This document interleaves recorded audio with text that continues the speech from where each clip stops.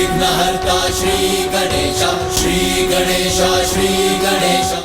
अपना नाम मेरे नाम से जुड़ने के पश्चात भी मेरे प्रिय भक्त मौर्य जी कुछ और ही चाहते थे। आज महान संत महात्माओं की, मेरे परिवार और प्रियजनों की उपस्थिति में मैं कुछ कहना चाहता हूँ। शीघ्र बताइए गणेश जी, क्या कहा मौर्य जी ने? गणपति बप्पा का बुलावा आ गया है मुझे। वो चाहते हैं कि मैं सब कुछ त्याग कर उनसे एकाकार हो जाऊं, उनसे एकाकार हो जाऊं। इसीलिए मैंने निर्णय लिया है संजीवन समाधि का, संजीवन समाधि का, संजीवन समाधि का।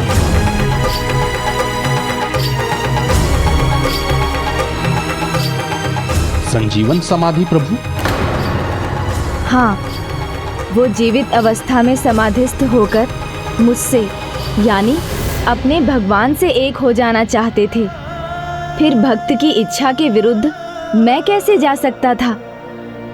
और उनका परिवार तो वैसे ही उनकी इच्छाओं के सामने नतमस्तक था।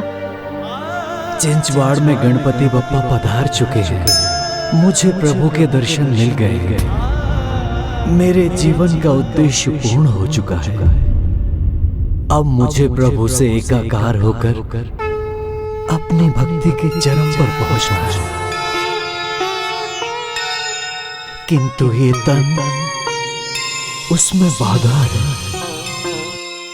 अब तो बस एक ही उपाय है मेरी भक्ति को पूर्ण करने का।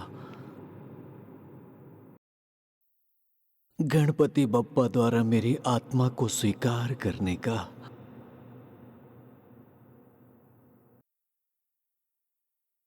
और इस प्रकार अपने जीवन का अंतिम ध्येय उन्होंने पा लिया। जब पावन नदी करहा के निकट सजीवन समाधि लेकर भक्त मौर्य मुझ में समाहित हो गए। गणपति बप्पा, गणपति बप्पा।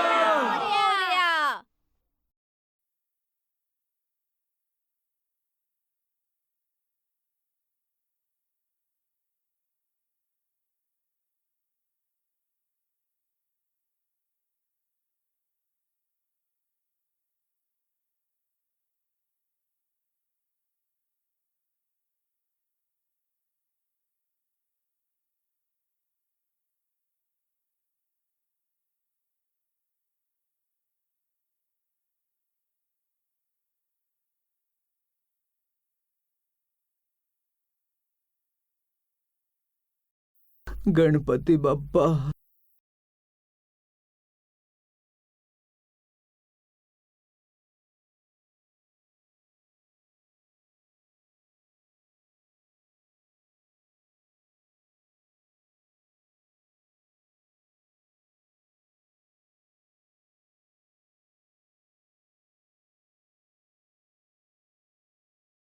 गणपति बप्पा।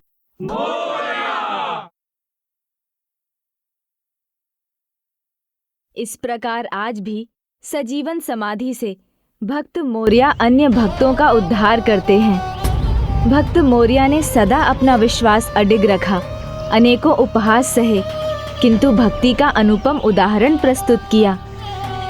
ये प्रमाणित कर दिया कि जिनको अपने आराध्य में अडिग विश्वास होता है, उन भक्तों की भक्ति अवश्य सफल होती है और स्वयं भगवान उनके पास आने को विवश हो जाते हैं। और पुष्पदंत जी, अपने हाथ देखिए।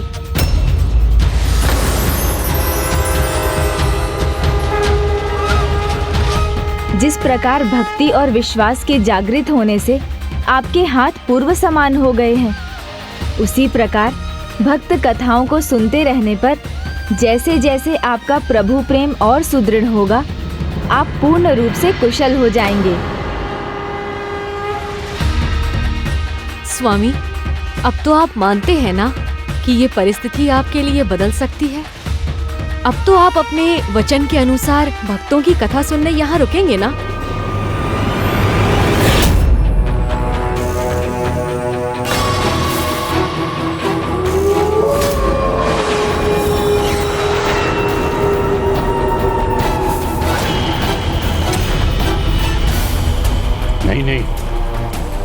मुझे विश्वास नहीं होता।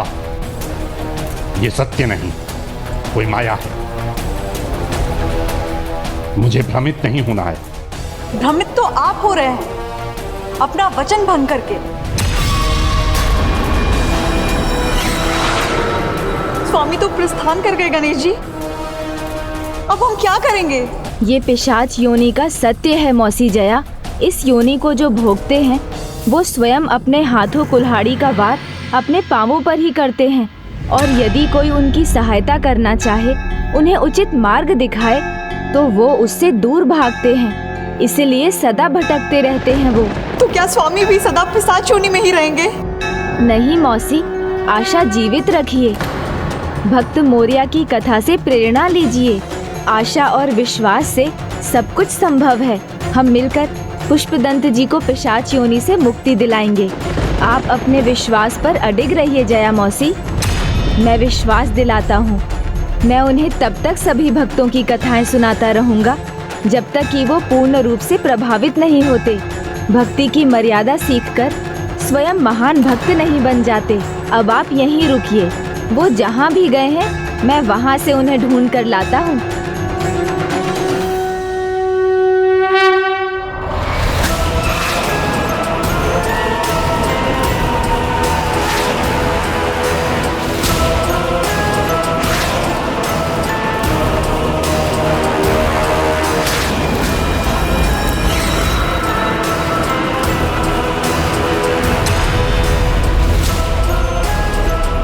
कहाँ गए होंगे पुष्पदंत जी?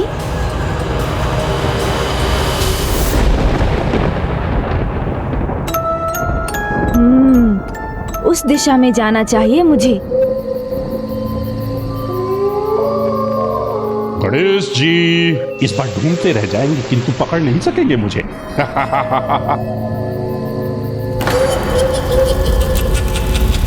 चिन्ह बहुत छोड़ दिए हैं पुष्पदंत जी ने मेरे भटकने के लिए, किंतु मेरा भी संकल्प है, ढूंढ कर तो मैं निकाल ही लूंगा। पिशाच स्वभाव तो ये है कि जो स्थान एक बार भा जाए उससे शीघ्र मुक्ति नहीं पाते हैं पिशाच।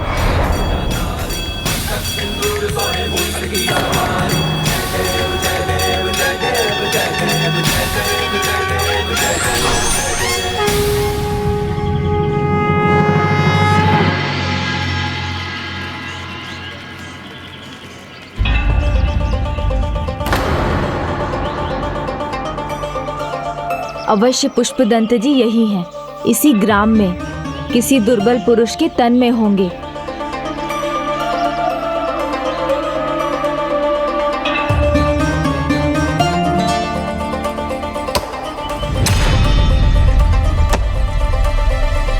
ये लकड़हारा तो आवश्यकता से अधिक श्रम कर रहा है, कहीं इसके तन में तो नहीं है।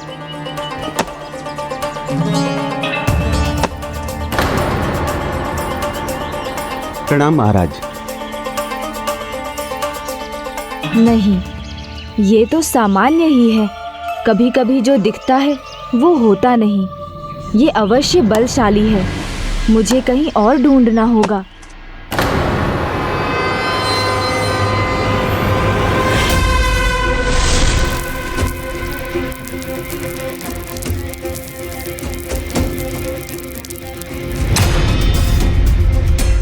अरे ये आम गिर गया।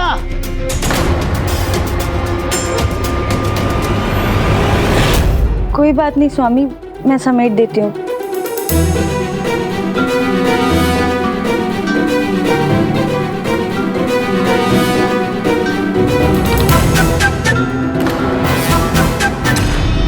लो, ये देख लो कैसा सत्यानाश हो रहा है यहाँ।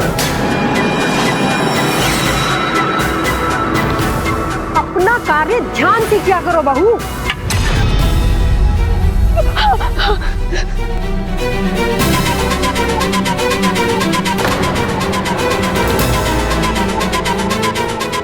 शीघ्र करो। अरे हम सब अपना कार्य सुचारू रूप से कर लेंगे, आप अपने कार्य पे ध्यान दीजिए। मैं भी ठीक इसी तरह सदा दूसरों को आदेश देता रहता था। शीघ्रता करो।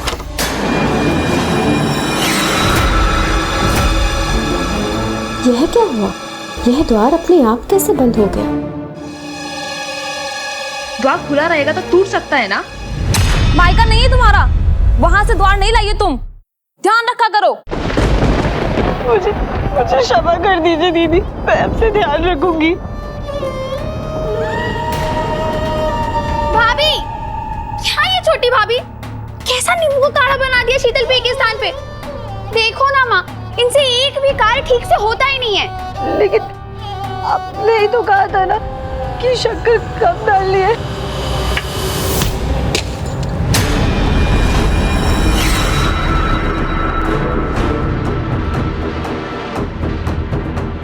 देखो ना माँ, ये खानी और कर दी इन्होंने, चूर चूर हो गया ये।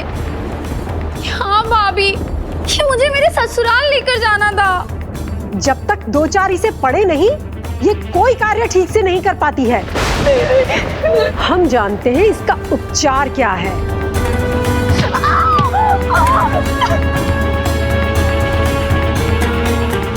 चलो, ये सब समेटो अभी।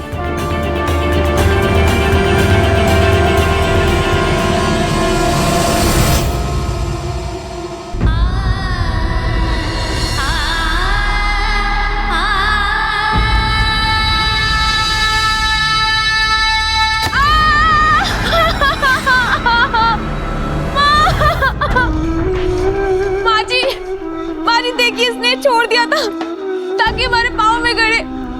नहीं दीदी, मैंने जानबूझ के नहीं किया है। इतना छोटा सा कार्य भी नहीं कर सकती हो तुम।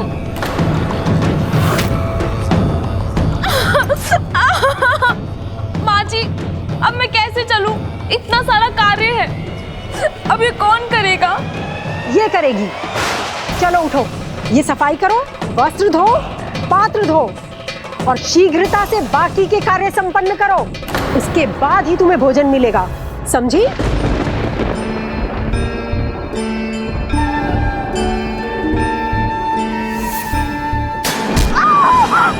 कोई उत्तर क्यों नहीं देती? हाँ माँ, मैं समझ गई। आप जो बोलोगे मैं सब करूंगी।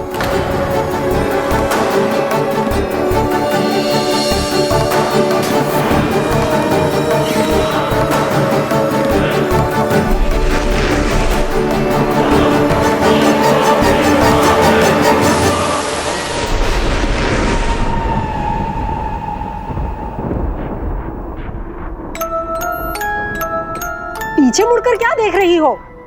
चलो, घर के सारे कार्य संपन्न करो।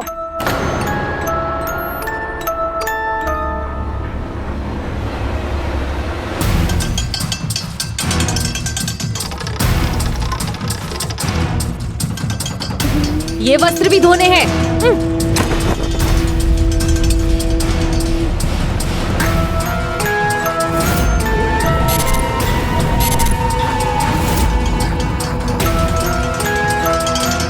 तुमसे कह रही हूँ, इधर देखो, अच्छे से धुलना उस वस्त्र को।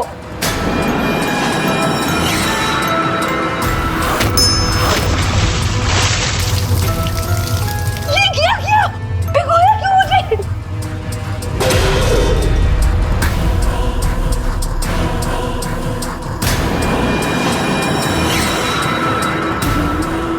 लगता है तुमको पाठ सिखाना ही पड़ेगा।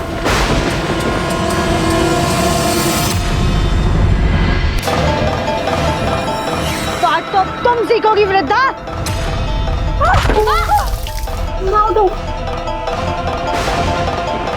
मेरी माँ के साथ ऐसी उटंडता।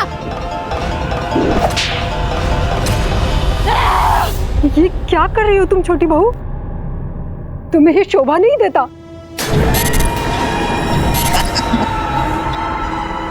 जान लो, जिसका भी उपहास हुआ है उसी ने इतिहास रचा है।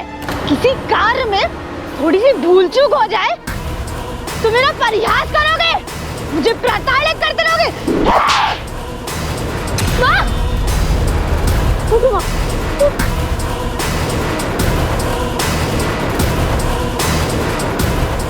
कहाँ जाकर छिपे हैं पुष्पदंत जी? अब और उल्लाना नहीं सुनूंगी। दुष्टा, अब तुम्हारी दुष्टता का दंड मिलेगा।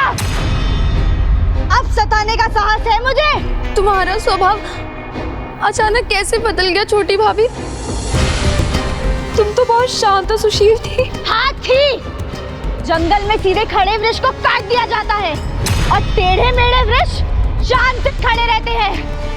मेरे भी सीधेपन का बहुत लाभ उठाया ना तुम तीनों ने। हाँ, बचाओ हमें। इससे क्या हो गया? बचाओ हमें, बचाओ हमें, बचाओ इसे।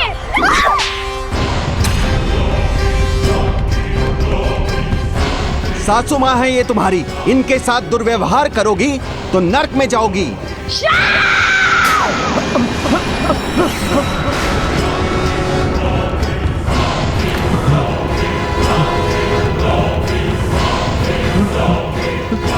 वहां से आया था वो स्वर।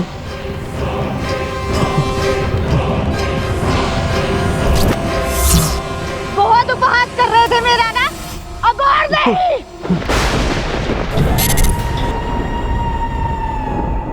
अब से इस घर में वही होगा जो मैं चाहूंगी।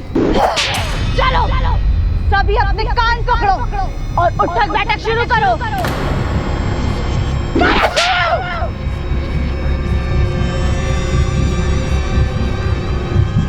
मेरे माता पिता का ऐसा अपमान! ये दोनों तुम्हारी ननद और जेठानी है और तुम मौन हो जाओ। अत्याचारी है ये सब। और जब मेरे साथ अत्याचार हो रहा था तब तुम्हारी जीवा कहाँ थी? चलो तुम भी इनका साथ दो। दंड तो तुम्हें भी मिलना चाहिए ना। करो औरत!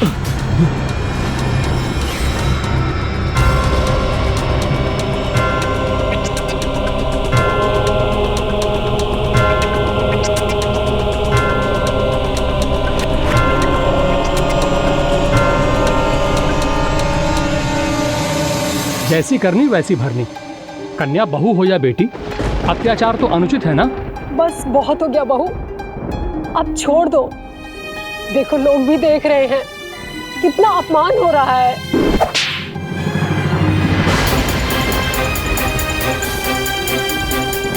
इसमें क्या हुआ है बहू?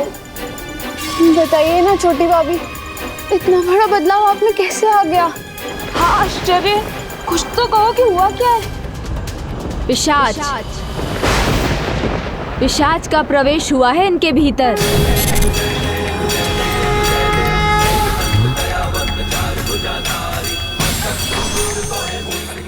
गणेश जी यहाँ भी पहुँच गए, मुझे पहचान भी लिया, तो मुझे निकलना चाहिए यहाँ से।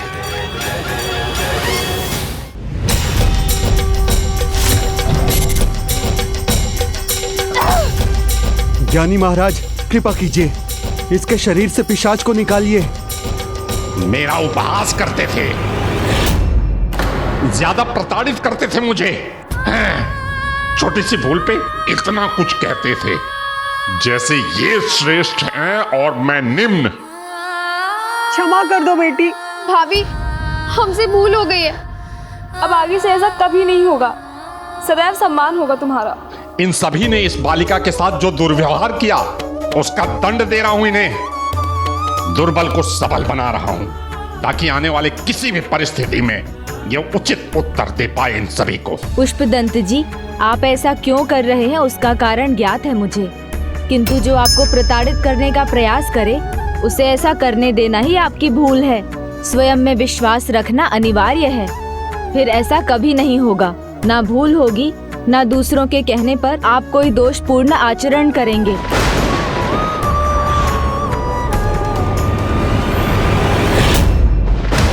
पुष्पदंत, द्वारपाल की मर्यादा का उल्लंघन कर तुमने हमारे वार्तालाप को सुना था, इसलिए मैं तुम्हें श्राप देता हूँ कि तुम पिशाच बन जाओ।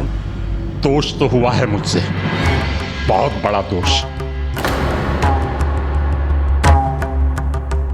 अब वचन देने का समय आप सबका है। अपनी बहू रानी को अपने घर की पुत्री बनाकर रखेंगे आप, उसे प्रेम देंगे, तभी मैं इस पिशाच को उनके भीतर से बाहर ला सकूंगा। उचित कहा ना पिशाच जी, तभी बाहर आएंगे ना आप।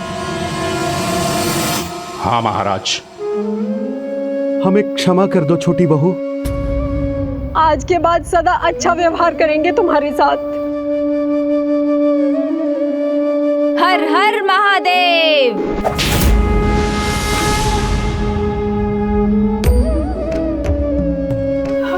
हुआ था माँ?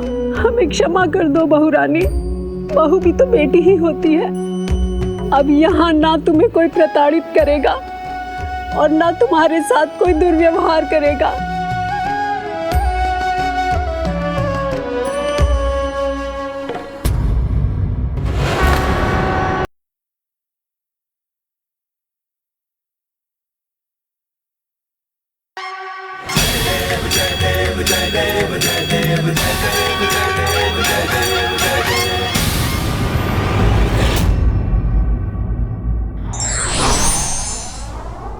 ईश्वर नहीं, व्यक्ति के कर्म उसके सुख और दुख का कारण बनते हैं।